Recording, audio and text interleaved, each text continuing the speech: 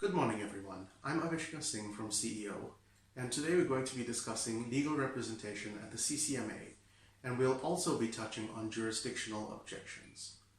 So who may represent you at the CCMA?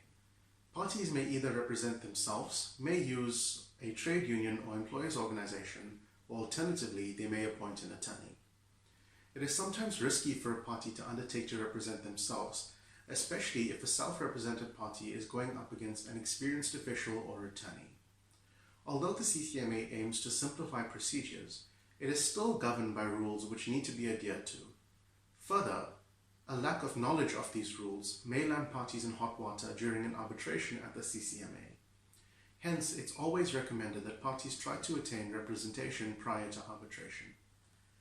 Section 200 of the Labour Relations Act and Rule 25 of the CCMA rules are the two pieces of legislation that primarily deal with representation at the CCMA. Section 200 gives an automatic right of representation to trade unions and employers' organizations, provided they are registered with the Department of Labour and that they have a member who is a party of the dispute at the CCMA. Rule 25 of the CCMA rules deals with representation in greater detail and also discusses which objections can be raised to representation and what must be provided when an objection to representation is raised. Should an objection be led against a representative, then the Commissioner will be required to hold an inquiry as to whether a representative should be entitled to appear. It should be noted that legal practitioners are not automatically allowed to appear in arbitrations where the reason for dismissal is due to misconduct. In short, it's highly recommended that parties attain the necessary representation at the CCMA in order to achieve the desired positive result.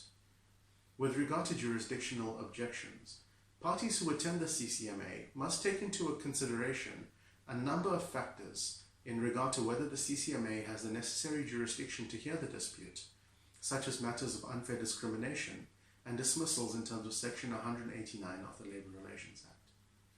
There are often a number of jurisdictional objections that may be raised. Jurisdictional objections are, but are not limited to, the following. The parties have failed to exhaust all internal remedies prior to approaching the CCMA. There are no employment relationship between the parties. The parties fall under the jurisdiction of a bargaining council.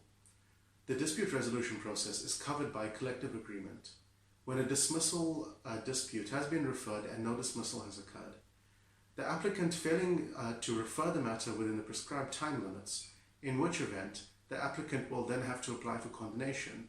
And lastly, where the cause of action of a dispute may have arisen at another area for which another branch of the CCMA will have jurisdiction. It is recommended that parties raise these issues of jurisdictional objections as soon as possible to avoid unnecessary delay in regard to the finalization of proceedings. Once these objections are raised, the Commissioner will then have to make a ruling in regard to the Commission's jurisdiction to hear the dispute.